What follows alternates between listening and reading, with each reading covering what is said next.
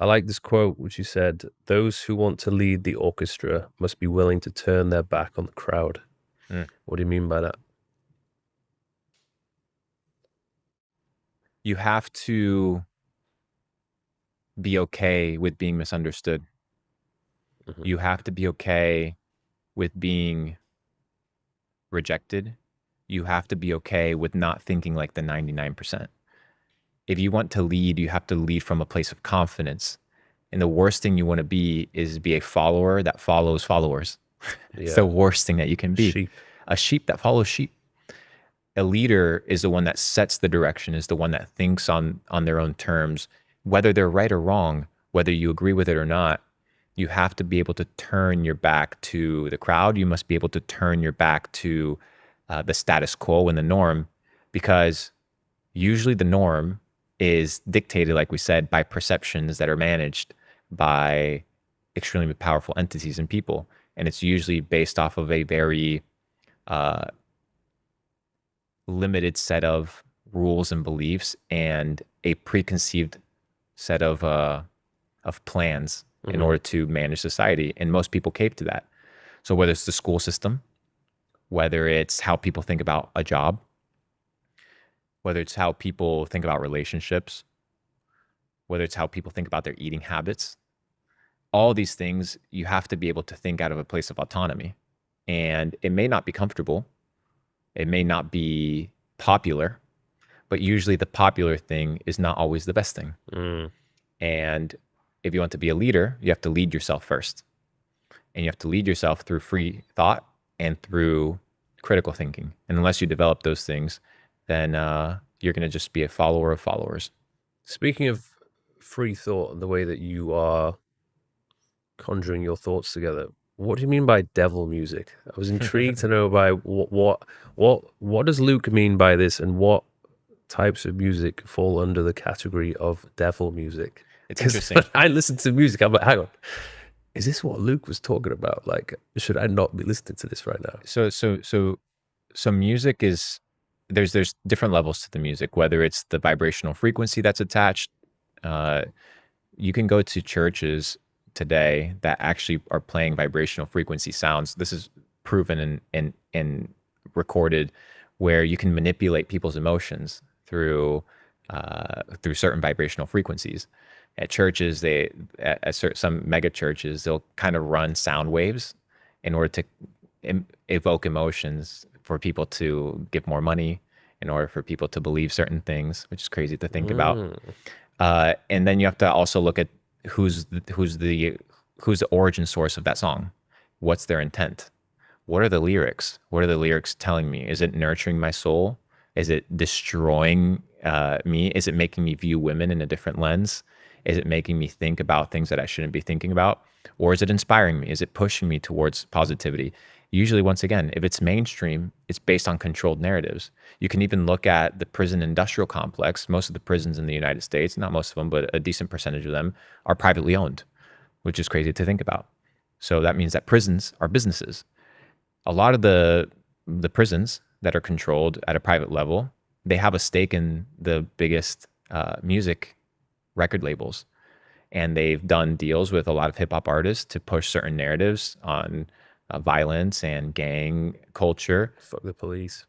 to just fill up the prisons. Mm. And if you don't think that that is truth, all you have to do is go watch some of the Ice Cube interviews, where he's literally talking about how there is and talk about somebody who's in the game, right? Who's been offered these deals to push certain narratives, to push certain songs and certain culture to get these prisons filled, right? Because the more prisoners you have, the more profitable you are.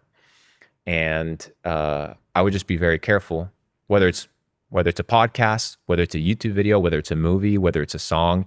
Be very careful and try to avoid anything that you think isn't going to nurture your soul. One, two, be very careful that you understand the intent of the person. And three, be very careful with the lyrics, because repetition also uh, influences behavior. Hmm.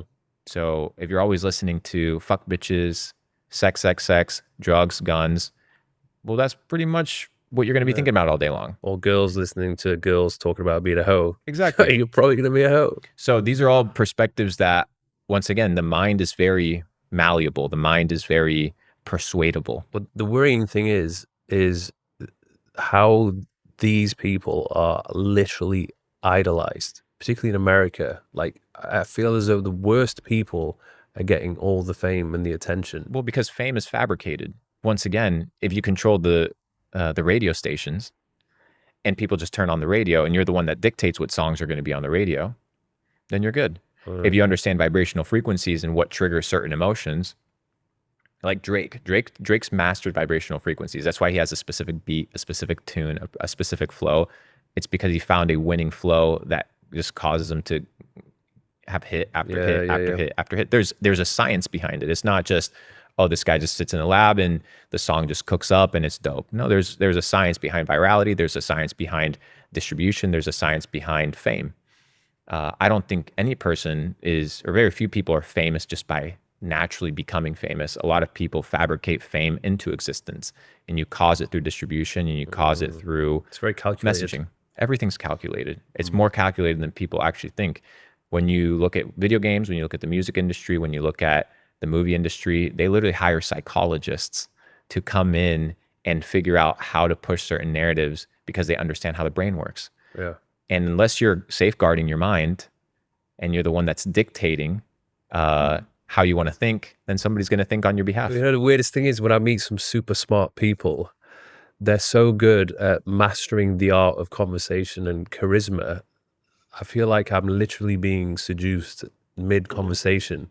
And it's like scary sometimes. You have to kind of be aware that some people they're smart and they know how to play you. And there's really good people that understand this, like very good players that really understand psychology. One of them, a really famous one, was Edward Bernays. Edward Bernays, known as the father of propaganda, he was related to Sigmund Freud, who's known as the modern father of psychology, and also related to Randolph, who's one of the co-founders of Netflix. So it's really interesting how the propaganda machines work. So when you look at Edward Bernays, he was the one that pushed the breakfast narrative, right? Because the meat industry wasn't producing a lot of sales, so he started pushing breakfast as a main narrative, and sausage and bacon and these things, just so the meat industry was able to perform better. He also pushed different narratives like cigarettes being the torches of freedom for women.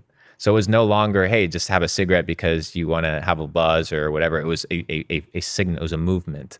And these are people that understand human behavior. They understand human emotion. They understand psychology. They understand how the brain works, and they utilize it against you.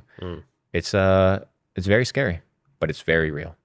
What's going on with the vlogs? It's been 6 months since your last one. Yeah. I'm sure you have Yeah. a lot of people demanding when the next one is coming. Yeah. I mean, I've been focusing a lot on this short form stuff, Yeah. and it's been going well.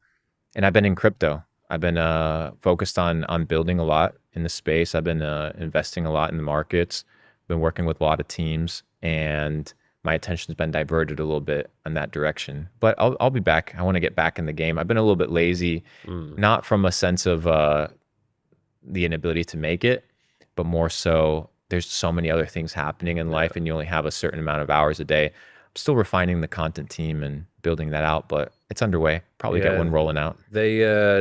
They do require more work than people think. Yeah.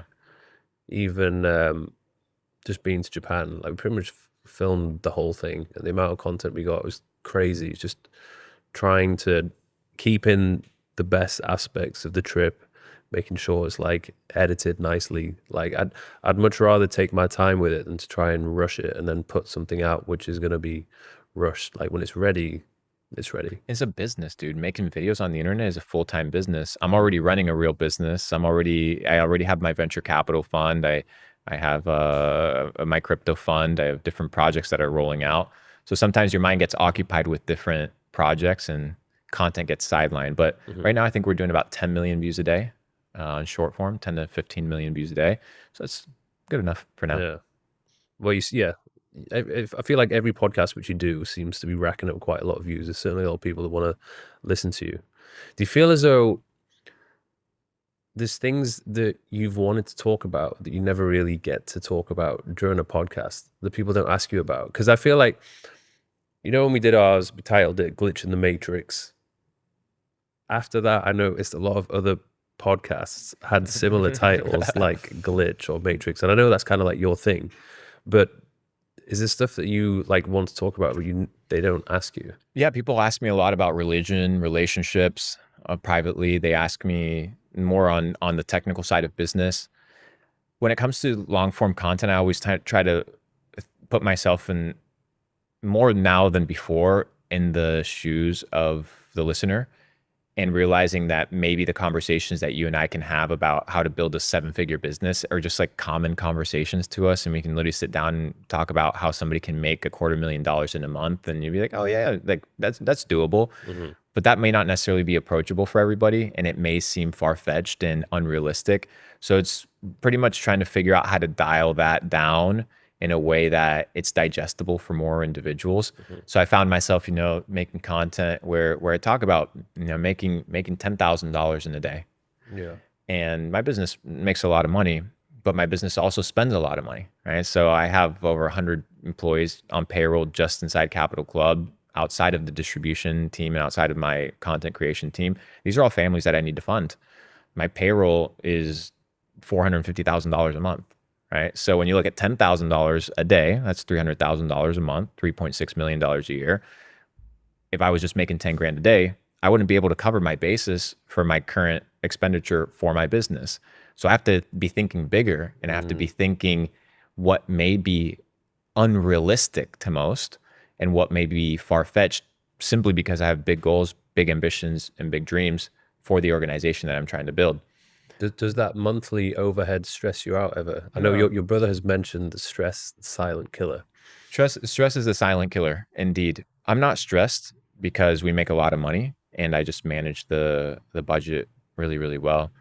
But it's more so the fact that you have to show up for your team every single day and you have to lead. That's what I would say is the more stressful part, is that every day, it doesn't matter what you did yesterday. You have to continue showing up. You have to continue performing. But the money that the business generates is for the business and the business growth. Thankfully, I've been able to make money in the markets, enough money where I really don't have to work or deal with all the bullshit that happens on the internet. I really don't necessarily need it. But I really want to build this ecosystem inside of Capital Club, because when AI becomes a massive dominant force, human connection is going to be extremely important. Community is going to be extremely important.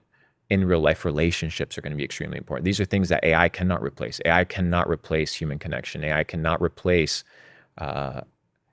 sitting down with another person and having a conversation. It's not going to be able to replace that, at least in the short term. So They're gonna be robot girlfriends. I guarantee there's gonna there's be a going lot. to be, yeah, but not in the next decade or so. So next 2 decades, there's a lot of degeneracy with that shit, where these guys have AI girlfriends, and that's some cuck shit. But in the meantime, I see a lot of people on the internet, and as much as we feel like we're socially connected, a lot of people are just isolated. Yeah. So being able to humanize that perspective is what I'm trying to accomplish. And at the end of the day, money's dope, but what happens when AI starts replacing a lot of jobs, and we no longer see fiat as the main source of value? What if energy becomes the main source of value? What if computing power becomes the main source of value? What if influence becomes a main source of value? So these are the different things that I'm working on, because I've already been able to achieve money. So what is the next frontier? The next frontier is community building. The next frontier is being able to find the people that resonate with my message and building things with them. I often describe my community as, when you look at societies, especially in the early ages, when farming was introduced, they were all built close to, if not near, like on top of fresh water sources. So let's take Egypt, for example. Egypt was built around the Nile River, especially the first kingdoms. If you polluted the Nile River, then that civilization wouldn't exist. That civilization wouldn't flourish. I consider my community the Nile River, right? So you don't want to pollute the Nile River. You want to be able to provide as much value as possible. You want to keep that as clean as possible. And then a society flourishes from that. So, you know, I have people in my community that start businesses together. They'll get together in person through different pop-ups or different initiatives. We just had a big one in Austria where it was like 40 people in Austria got together because we've been able to form a community, and then they humanize it, and they build relationships, build businesses, build ventures, things of this nature. So they're building a society on top of this Nile River, which is the community. So the goal is, what can I do to never pollute the Nile River, right? And build a community. And then everything that flourishes from it is just a byproduct of keeping that integrity of that location. And I've had fuck ups, you know, I'm not perfect whatsoever, but I'm definitely trying to be that community leader that is necessary on the internet, for better, for worse. I think we're doing a great job. How the hell have I not met your brother yet? Where is he? How's he He's doing? training in the mountains right now. Really? He just like, he said, hey, he was like living in Malaysia for a couple months. You guys should train together. You guys would have a fucking He's in blast. very good shape. You guys would have a really good time. You got his philosophy of training is very different than the average person. He's very inspiring for sure. He looks like a very functional human being. Yes. and he's just thinks about health from a different perspective. He thinks about it more from a place of mental well-being. Yeah. Because he went through a season of depression. Oh, yeah. There's a lot of people that look healthy, but they're so messed up in the head. And he went through a very deep season of depression. I won't go into details of it. That's for him to disclose, but very suicidal. And I remember when we were living in the US, I had to pool guns because in the US, you can have your gun license and have a couple weapons and stuff like that. I had to take his guns away, right? Because he started cutting himself, doing like crazy shit. And then he started getting into the gym, really focusing on his health and wellness, focusing on biohacking, focusing on proper nutrition, focusing on managing and regulating his serotonin levels. And it really changed the way that he lives. So I see him get so many messages where it's like, you're not going to see a ton of people in this community that like are out here looking like Mike Thurston, right? Ultimate shred. But they'll message, hey, my mental well-being is doing good. I wake up and I'm not lethargic. I feel flexible. I feel mobile. And I think that's one of his motivations and one of his passions. He likes to call it anime shreds. Get shredded like an anime character. It's pretty dope. But it's good. With all the content that I put out there, particularly with the podcast, I'm hoping that it helps people or inspires people, even with like the travel vlogs and just documenting my story. I never do it from a position where I'm trying to show off and be like, hey, look at me. I'm trying to show people that, look, this is where I once was, a personal trainer living in this terraced house in Newcastle. But I've worked my ass off to get to where I am today. And it's possible for you to do it.